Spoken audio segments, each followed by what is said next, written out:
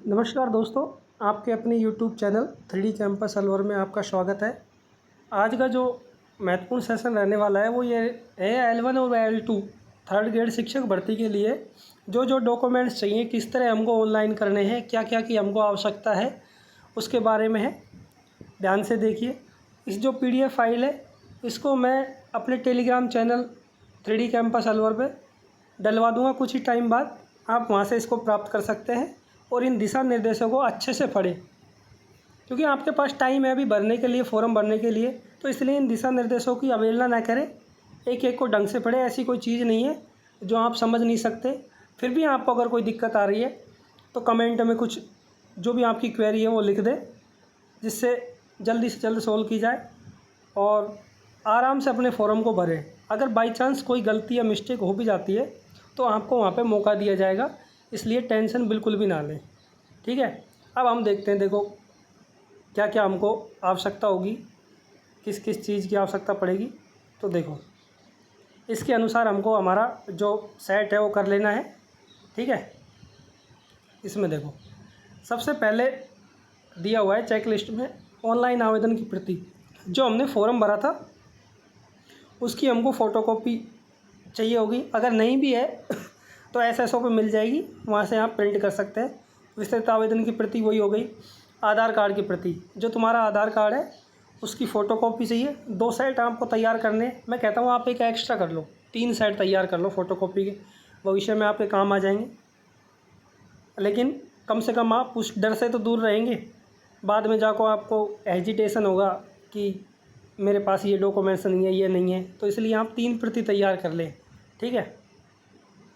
4 number पे दिया है माध्यमिक परीक्षा की अंक तालिका की व प्रमाण पत्र की प्रति। पहले क्या था कि 10वीं का प्रमाण पत्र और मार्कशीट अलग अलग होती थी, अब दोनों को एक ही जगह मर्ज कर दिया है। कहने का मतलब एक ही आता है, सर्टिफिकेट और मार्कशीट एक ही आती है। लेकिन जिनके पास 2 हैं 10वीं की मार्कशीट और प्रमाण पत्र, उन दोनों की फ़ोटोकॉपी। फिर 12वीं के बाद में जो 12वीं की डिटेल है वो भर देनी है। देखो पूर्णांक कितने का था, प्राप्तांक उसमें से कितने प्राप्त किए, परसेंट कितना था। उसके बाद में ग्रेजुएशन की।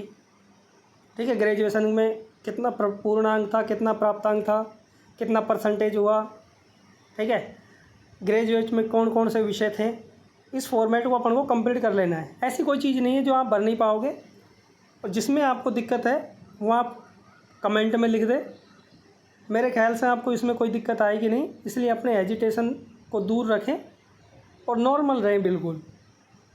आप इस मुकाम पर पहुंच चुके हैं, इसलिए आप बिल्कुल भी टेंशन ना लें। नेक्स्ट देखिए 12th नंबर पे, अगर आपके पास में 11th में दिया हुआ है, अगर पोस्ट ग्रेजुएशन है जैसे MA है, MSc है, तो उसकी डिटेल भरना चाहें तो भर सकते हैं, नहीं कोई ज़रूरी भी नहीं है। देखो 12th पे देखें, 12th नंबर ऑप्शन पे अगर आपने DLED है तो DLED के बारे में जो भी जानकारी है उसकी फ़ोटोकॉपी 2 सेटों में। ठीक है, जो रीट प्रमाण पत्र है, अगर आपने 21 का लगाया तो 21 का, 22 का लगाया तो 22 का, उसकी प्रमाण पत्र की फ़ोटोकॉपी। ठीक है, उसके बाद में जो आपने 15 नंबर पे दिया हुआ है कि कितना परसेंटेज आपने प्राप्त किया रीट में, पात्रता परीक्षा में, वो यहाँ पर डाल देंगे। क्या आपका विषय रहा वो भी यहाँ डाल देंगे। ठीक है, अब चलते हैं नेक्स्ट 17 नंबर पे, सामान्य शिक्षा के लिए जो अपनी जो DLED की प्रवेश तिथि ही वो डाल देंगे। DLED है, BLED जो भी है, लेवल फर्स्ट के लिए। ठीक है, विशेष शिक्षा के लिए तो विशेष शिक्षा के लिए। अगर सामान्य शिक्षा के हैं अपन तो सामान्य शिक्षा में भरना है, बाकी को खाली छोड़ देना है। लेवल 2 के लिए ऐसे सेम है। B.Ed है तो B.Ed की प्रवेश तिथि इसमें लिख देनी है। नेक्स्ट देखेंगे अगले स्पेशल एजुकेशन से, तो स्पेशल एजुकेशन के बारे में जो भी अपने पास में डॉक्यूमेंट्स हैं उनकी फ़ोटोकॉपी। भारतीय पुनर्वास परिषद से जारी जो प्रमाण पत्र होता है वो इसमें लगा सकते हैं। उसके बाद में 25 नंबर पे आता है मूल निवास प्रमाण पत्र की प्रति। 2 कॉपी हम मूल निवास की ले लेंगे। ठीक है, अगर मान लो इसमें फॉर्मेट में देखो ऊपर दिया हुआ है कि उसके बाद का अगर जारी मूल निवास बना हुआ है तो उसके लिए आपको वहीं घोषणा पत्र भरवा लिया जाएगा। इसमें टेंशन लेने की बात नहीं है कि मेरा जो भी ST SC OBC EWS reservation का जो सर्टिफिकेट है उसका लाभ मिलेगा या नहीं मिलेगा, उसकी कोई टेंशन लेने की ज़रूरत नहीं है। कि मेरा बाद का बना हुआ है, कोई दिक्कत लेने की आवश्यकता नहीं है। आपको वहाँ एक नॉर्मल घोषणा पत्र भरवा लिया जाएगा, आपका काम वहाँ हो जाएगा। इसलिए टेंशन बिल्कुल ना ले, एकदम स्थिर रहे। नेक्स्ट देखेंगे, उसके बाद में जाति प्रमाण पत्र हो गया आपका, ठीक है। जो भी आरक्षित वर्ग से है उसका जाति प्रमाण पत्र, अगर विधवा है तो विधवा में यहाँ पे देखो 2 कंडीशन निकल के आ रही हैं। अगर अदर स्टेट की कोई लेडीज या लड़की हमारे राजस्थान में शादी करती है तो उसको विधवा का जो सर्टिफिकेट अगर बना हुआ है तो उसको विधवा का यहाँ काउंट नहीं होगा, विधवा का लाभ नहीं मिलेगा, ठीक है।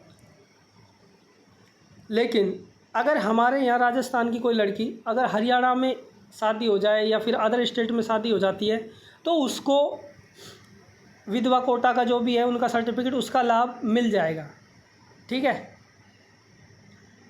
हालांकि उनको बाहर नहीं किया जाएगा, लेकिन जो अदर स्टेट की लेडीज़ है या फिर कोई भी कैंडिडेट है, उन्होंने किसी कारणवश कैटेगरी एसटी या जो आरक्षित श्रेणी है वो भर दी है तो उसको यहाँ से बाहर नहीं किया जाएगा, बल्कि उसको जनरल में काउंट किया जाएगा, ठीक है। तो सुधार का मौका दिया जाएगा, ऐसे तनाव बिल्कुल ना लें। उसके बाद में नीचे आ जाएंगे हम, देखो जो भी विवाह का जो सर्टिफिकेट है वो लगा सकते हैं जिनके पास है। संतान संबंधी घोषणा पत्र है, जिनके देखो 2 संतान है वो ही इसके लिए एलिजिबल है। अगर आपके 3 संतान है तो आप इसके लिए एलिजिबल नहीं हो पाएंगे, देखो ध्यान रखना इस चीज़ का, आपको बाहर कर दिया जाएगा। विवाहित है तो दहेज नहीं लेने संबंधी स्व घोषणा पत्र, स्वयं का घोषणा पत्र चल जाएगा फॉर्मेट का, ठीक है। भूतपूर्व सैनिक है तो उसके संबंध में स्व घोषणा पत्र, उत्कृष्ट खिलाड़ी हैं तो खेल का जो सर्टिफिकेट है उसका फ़ोटोकॉपी चल जाएगा, 2 सेट में करवा लेना। जो भी पीडब्ल्यूडी कैंडिडेट है, जैसे दिव्यांग भी है, उनका जो सर्टिफिकेट है 40% का है, कितने % का, वो 2 प्रतियों में तैयार कर लें। उसके बाद में आपराधिक प्रकरण नहीं होने, हाल फिलहाल आपको कोई पुलिस वेरिफिकेशन नहीं चाहिए, बस खाली स्वयं का घोषणा पत्र चाहिए कि हाँ मेरे द्वारा जो बताई गई सूचना सभी सत्य है और मैं किसी आपराधिक गतिविधियों में संलग्न नहीं हूँ, ठीक है। इस प्रकार का घोषणा पत्र इसमें चल जाएगा। अभी पुलिस वेरिफिकेशन की आवश्यकता नहीं है, हालांकि आप करवा सकते हैं पुलिस वेरिफिकेशन जाके, कोई दिक्कत नहीं है। ई मित्र पर जाके टोकन कटेगा, 300 350 का टोकन कटता है, ठीक है। तो वो आराम से 7-8 दिन में बन के तैयार हो जाता है।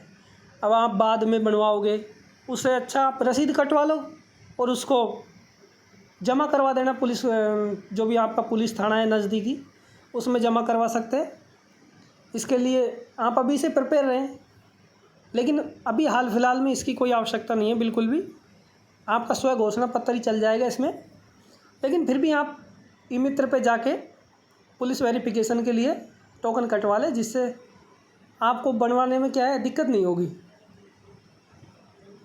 आप नीचे देखेंगे कि जो गवर्नमेंट सर्विस में है उनके लिए जो एनओसी है उसकी फ़ोटोकॉपी चाहिए होगी 2, कि भाई हमने एनओसी जमा करा दी।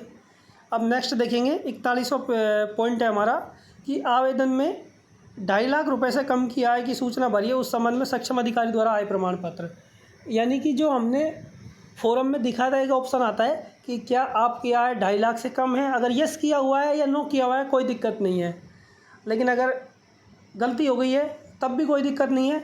आप आयकर पहले का बना हुआ है, हालांकि इसमें 6 महीने पुराना नहीं चलता है, लेकिन बना हुआ है उसको भी साथ रख ले, नया भी बनवा ले, ठीक है, जिसमें 2.5 लाख से कम हो। अगर ज़्यादा है तो कोई दिक्कत है ही नहीं, लेकिन फिर भी अपना आयकर बनवा ले। उसके बाद में शैक्षिक और प्रशासनिक योग्यता से संबंधित स्व घोषणा, इसमें जो भी तुम्हारी क्वालिफ़िकेशन है उसके संबंधित घोषणा पत्र चाहिए कि भाई मैंने ये क्वालिफ़िकेशन है और मेरे द्वारा बताई गई सारी सूचनाएं सत्य हैं।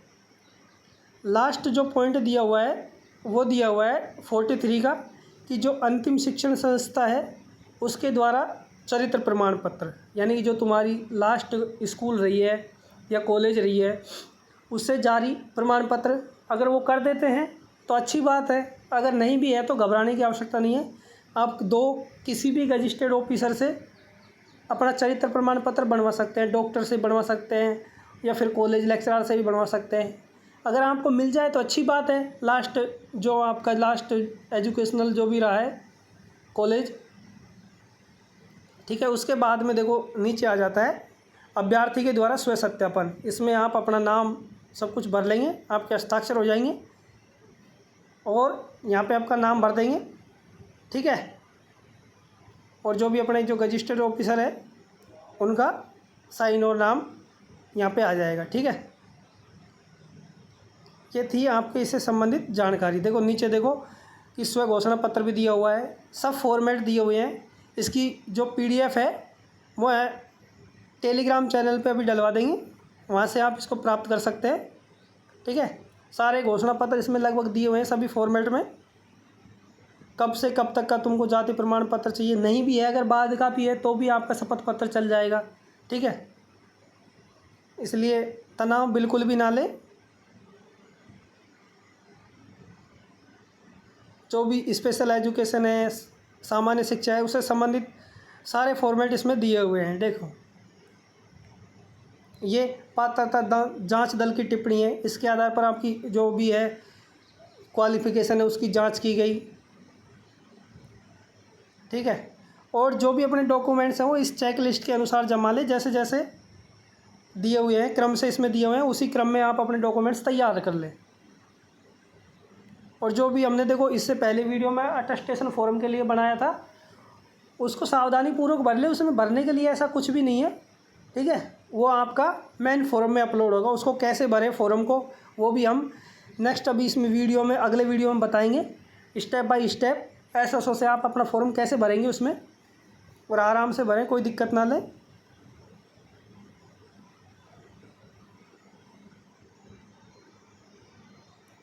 जिसमें दिया हुआ है कौन कौन पात्र है कौन कौन अपात्र है, इसमें देखो सारा दिया हुआ है। इस फॉर्मेट को आप अच्छे से पढ़ लें एक बार।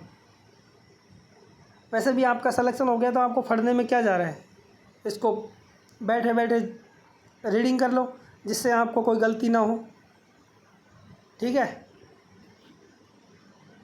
इसमें क्राइटेरिया भी दे रखा है भाई कितना % अपन को मार्क चाहिए, ग्रेजुएशन में कितना होना चाहिए या +2 में कितना होना चाहिए, या DLED है या BEd है उसमें कितना % मार्क होना चाहिए, ग्रेजुएशन में कितना होना चाहिए, सारा कुछ इसमें फॉर्मेट में दिया हुआ है। इसलिए आप इसको एक बार अच्छे से पढ़ लें, ठीक है। जिससे अगले वीडियो में हम बताएंगे आपको कि कैसे आपको फॉर्म को अप्लाई करना है, क्या क्या डिटेल भरनी है, सारी जानकारी हम उसमें आपको प्रोवाइड करवाएंगे। और आपको कोई भी किसी भी प्रकार की अगर परेशानी का सामना होता है तो कमेंट बॉक्स में लिख दें, हम तुरंत से तुरंत आपकी जो क्वेरी है उसको सोल्व करने की कोशिश करेंगे। ये देखो इसमें पात्र और अपात्र की श्रेणी दी हुई है, क्या क्या हमारे पास होना चाहिए क्या क्या नहीं होना चाहिए। आप उस स्टेज पे पहुंच गए, वहाँ से आपको कोई जल्दी सी कोई डिस्क्वालीफाई नहीं करेगा। जितना होगा आपके साथ कोऑपरेट किया जाएगा। जो भी आपके डॉक्यूमेंट्स हैं उनको आप तैयार कर लें, इसलिए घबराएं नहीं,